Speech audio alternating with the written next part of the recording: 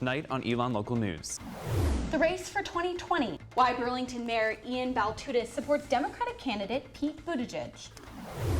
Culture through dance, how some Elon students are embracing movement during Black History Month. And on this week's College Consumer, 5 grocery stores, 5 items, how you can get the most bang for your buck. Those stories and more. Elon Local News starts right now. Live from the Jane and Brian Williams studio at Elon University School of Communications, you're watching Elon Local News. Good evening and welcome to Elon Local News. I'm Margaret Faust in for Maeve Ashbrook. And I'm Brian Ray. We're following breaking news tonight. The Student Government Association Executive Board candidates have been announced. There are 2 candidates running for executive president. They are Junior Brandon Veal and Junior Robbie Miley. Junior Jonathan Stetler and Junior Robert Kane are the 2 candidates running for executive vice president. And finally, Junior Andrew Ciampra and Junior Claire Babby are both running for executive treasurer. As of now, there are currently no candidates for executive secretary. Voting for the next SGA Executive Board starts Monday, March 2nd at 9 a.m. and ends at 5 p.m. on March 3rd. To find out more about the candidates, pick up a copy of The Pendulum this Wednesday or tune into ELN Morning this Thursday.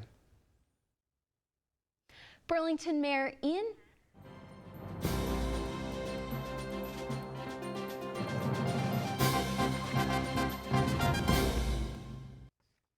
Burlington Mayor Ian Baltutis is part of the group Mayors for Pete.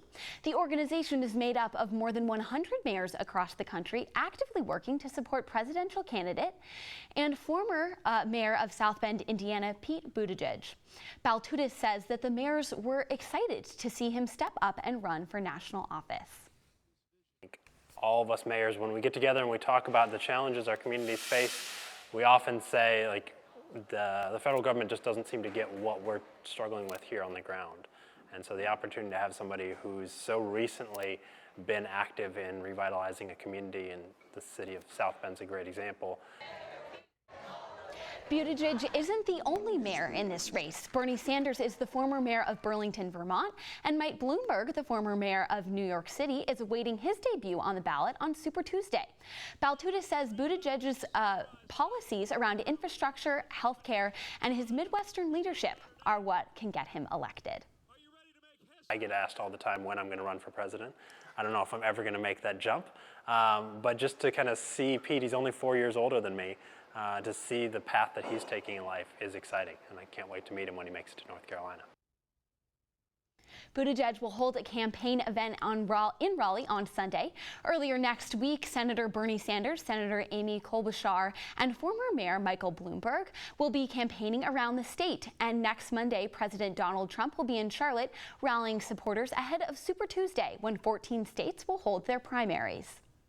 If you're registered to vote in Alamance County, early voting continues this week until Saturday, February 29th. If you're not registered in the county, it's not too late. When you show up to an early voting site, bring your Phoenix card and university address to transfer your registration to Alamance County. For a full list of early polling locations and hours, visit our website, elonnewsnetwork.com. And we'll have special coverage of the SGA election here in Elon, local races across North Carolina, and the presidential contest all on Super Tuesday, March 3rd. Our coverage begins at 9 p.m. on Facebook and YouTube Live. Turning back to Elon's campus, as a part of Black History Month events, the dance department is putting on the Black History Month dance concert. Our Maeve Ashbrook spoke to performers about how the show is bringing the community together. Shalicia Simpson, a senior exercise science major at Elon, had never taken a dance class before. I didn't realize how physically demanding it was going to be. But she spent her winter term taking dance classes at the University of Ghana in West Africa. And tomorrow her class will be performing what they learned on stage in the Black History Month dance concert. Because even coming back to the practices after being together for 3 weeks all the time, I really miss everybody, and it's really nice to come together this one last time and do the dance. Keisha Wall, the artistic director of the dance concert, led the class to Ghana. She says she's named the show Communion for the variety of students and styles of dance combining on stage. People that have never taken a dance class in their lives, and then people that are very classically trained. And so it's been wonderful to put African on both their bodies and to have them in the same space at the same time is really sweet. This is Wall's first year at Elon, and she says her dance majors started rehearsing for the show right away when she arrived in August. One is junior Jenna Kulox, who says while she had never learned African dance before, she likes it pushes her out of her comfort zone. I remember the first time I learned it, it was super difficult to get through the dance. And by the end, we were like heavy breathing, and it was super difficult. But it's crazy how like after months and months of preparing, how much easier it becomes. Kulak says she's thankful Wall spent so much time teaching her dancers the meaning behind the movement. And for Wall, she's thankful that the department allowed her to help spread awareness of Black arts during her first year. There are a lot of Black history, things and Black things that are happening on campus, particularly in February. But we don't want to leave the arts out. There's so much richness there to be explored and for like students to be involved in. Maeve Ashbrook, Elon Local News. The dance concert will also feature Wall's own professional dance company, a dance company from Greensboro, and a spoken word piece from an Elon student. The performance is tomorrow night at 7:30 in McCreary Theater. Tickets are free with a Phoenix card. And there are 2 more Black History Month events this week. On Wednesday at 5:30 p.m., there will be a discussion about the 1994 crime bill in Mosley 215. The bill provided funding for police officers, prisons, and crime prevention programs, and along with other provisions in response to a high number of violent crimes. And the last event of the month is a lecture and performance from author Suad Abdul-Kabar. Kabar's lecture will focus on race, religion, and popular culture. The event takes place in LaRose Digital Theater on Thursday at 7 p.m. The coordinators and head orientation leader staff are cutting a whole round in the application process this year. The students that apply will now go right to one-on-one interviews, skipping the previous group interview round entirely. Coordinator Cameron McCrary says committing to the program can be overwhelming but worth it. You have to have a lot of passion to want to put in the time that you put in and not get paid from it. It's also like a very thankless job. A lot of what you do, like you might not ever get thanks from it, even though you might change someone's life, you might never know. But having that passion to want to do it anyway, because you know you might change someone's life. McCrary says they expect to receive about 250 applications. In the end, they hope to have 130 total orientation leaders. Applications are due March 3rd on Phoenix Connect. Elon's Relay for Life is this Friday, February 28th. This year, the organization hopes to see over 800 participants in the park gym in the Danley Center. Relay for Life raises money for the American Cancer Society, and for Executive Director and Elon Senior Jamie Inlander, the event hits close to home.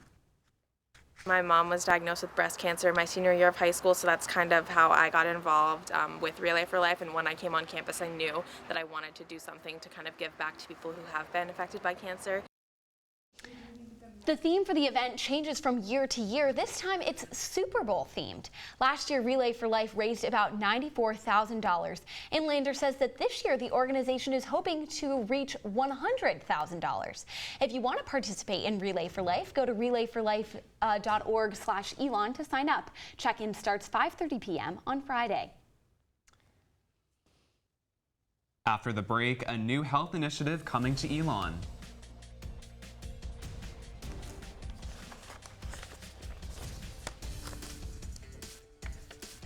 College students. I'm Jack Norcross, and I'll have the answer coming up.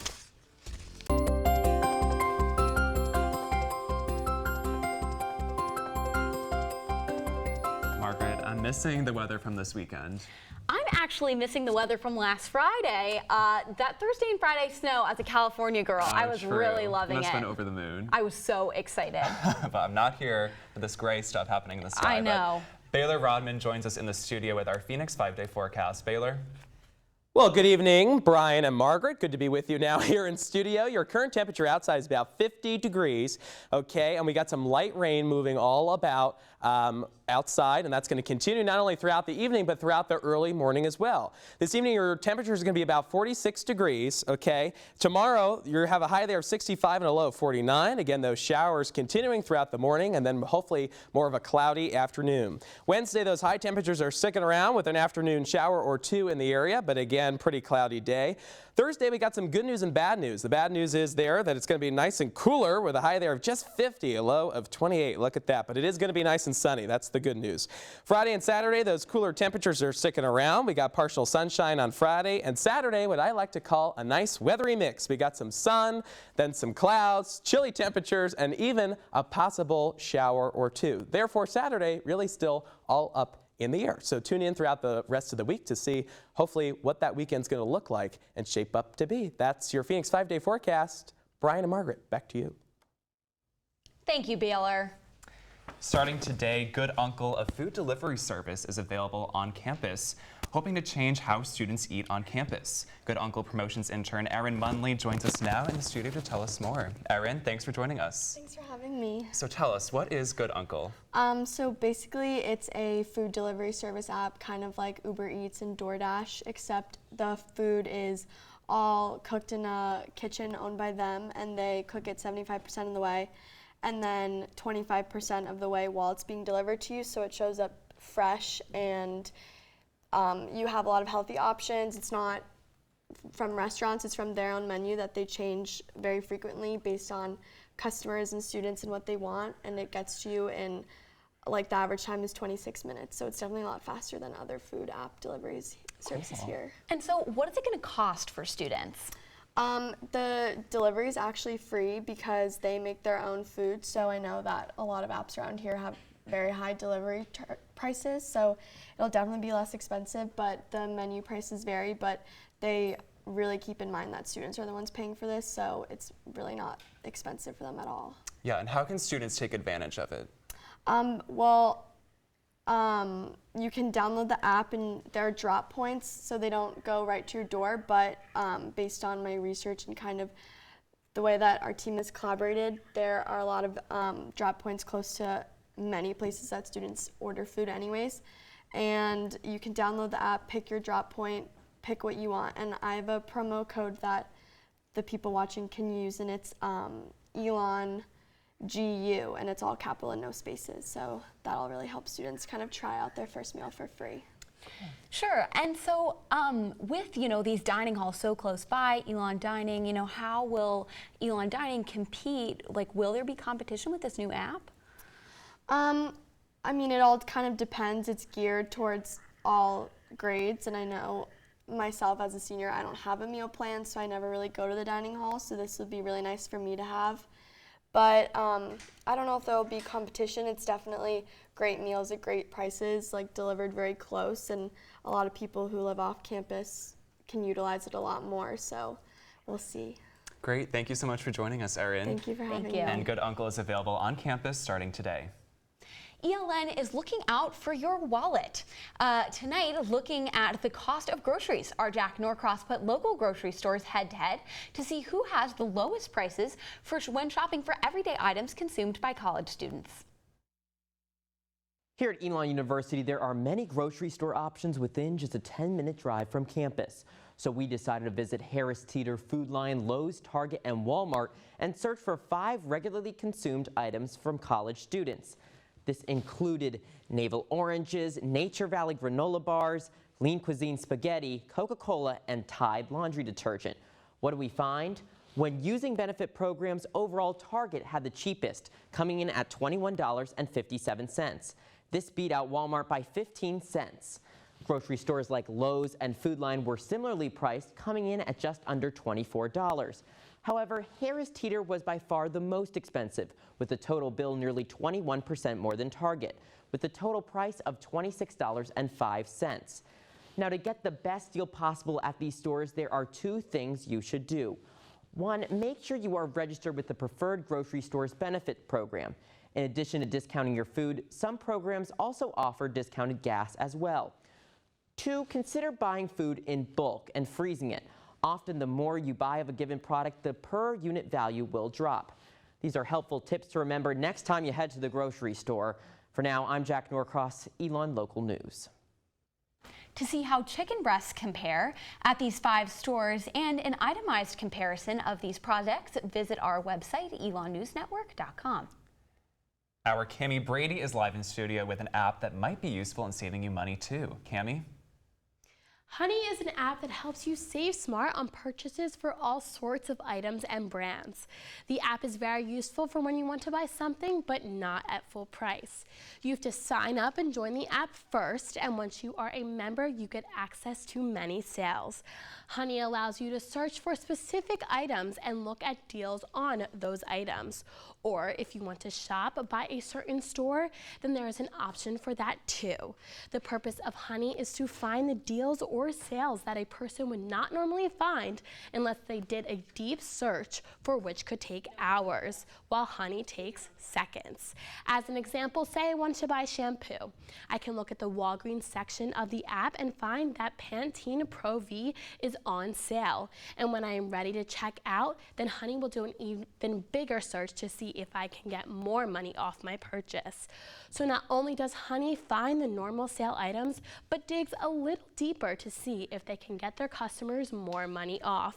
Honey finds the deals that no one else knows about to help you have a more efficient and cheaper way of shopping. Back to you at the desk. Tammy. I'm John Sarver, and I will have your sports update after the break.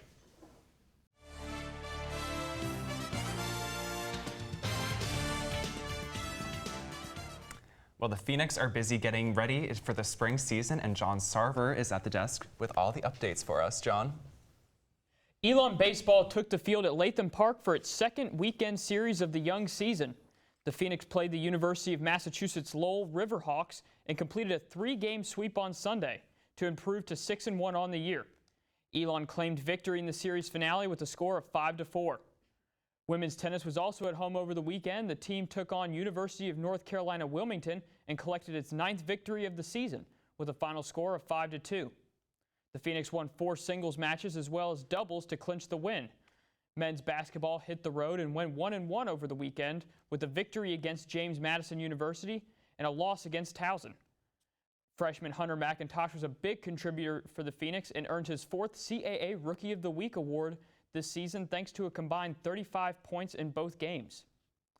Elon women's lacrosse has experienced some turnover this season. With the loss of 3 seniors and the transfer of one of their top scorers, the team has relied on new players to deliver on offense. Alex Reynolds has the story. There are changes happening on Rudd Field. A year ago, sophomore Mae McGlynn and freshman Kaylee Thompson were leading the Elon lacrosse team. Now, new faces are taking control. We're all competitive with each other. I'm very competitive with all the freshmen. We all want to take everyone's spot. Thompson, the second leading scorer a year ago, transferred to the University of Michigan. In her wake, a new freshman attack, Hannah McCarthy, stepped up. Coach Josh Hexter says that her class brings an intensity to the team. They have no fear. You know, as a group, they really have no fear. McCarthy and her classmate Cassidy Cretin are among the leading scorers for the Phoenix this season. McCarthy, the quarterback of the offense, leads the team in assists. I would say you definitely have to earn it, but none of them care what grade you're in. As long as you show up to practice every day, then they'll give you their respect. This year, the team has leaned on freshmen to bring balance to the team. Against number 22 ranked Virginia Tech, McCarthy and Cretin started over McGlynn since their skills were better suited for the zone-heavy Hokies.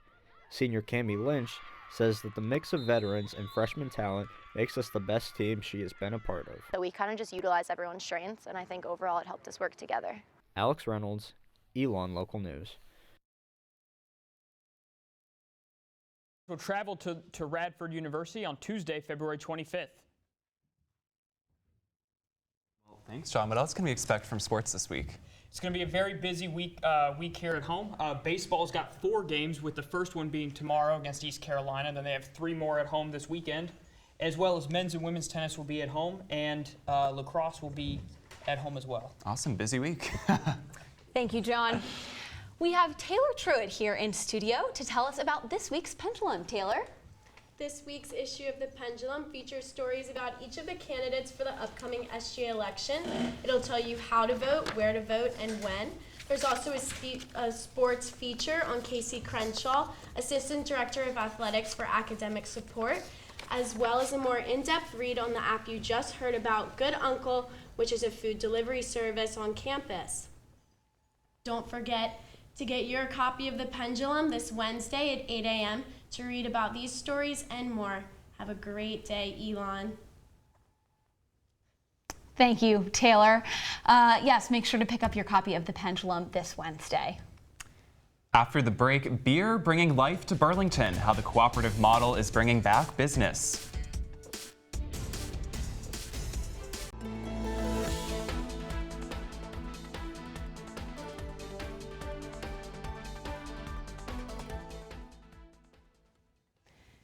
Drinking a beer and grabbing a bite to eat can help bring life back to downtown Burlington. Our Amanda Gibson has more.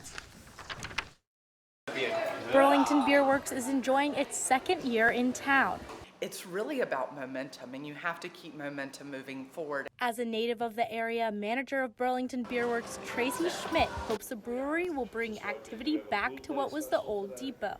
The exciting part about us being successful in downtown is that other people are excited about potential business in downtown. The cooperative brewery is the 10th of its kind in the nation. With more than 2,000 local owners and 40% of the produce locally sourced, Schmidt thinks the co-op has what it takes to draw in the community. This isn't the first cooperative business in the area. Just a couple steps down the road, a local grocery store permanently closed. Head brewer Jeremy Hunt says he doesn't think it'll be the same story for Burlington Beer Works. It kind of crosses all political boundaries, race, just everybody likes a good beer. It's been fairly amazing because there aren't many places I haven't experienced in Burlington where you get a wide cross-section of the population. But Schmidt says the goal has always remained the same. It is about community. It's about making sure, regardless of where you come from, whether you're an Elon student who's never been in before, parents in town visiting, you just feel like you're here, that you're supposed to be here or belong here. Amanda Gibson, Elon Local News. Burlington Beer Works is located in downtown Burlington in the Old Depot. Margaret, as a 21-year-old, I can't wait to go visit that brewery. It looks so cool, and I love how it's a co-op, so it's all local stuff. It looks really great. Yeah, and I think they were really emphasizing, the sense of community and how it will bring everyone together, and I think that's really special. For sure. When you're 21, we can go together in a few Sounds years. good. That's all the time we have for you today. Thanks for joining us. For all the news you need to know when we're not on the air, make sure to follow us on social media at Elon News Network. And check out our website, elonnewsnetwork.com, and don't forget to pick up a copy of The Pendulum this Wednesday. Good night.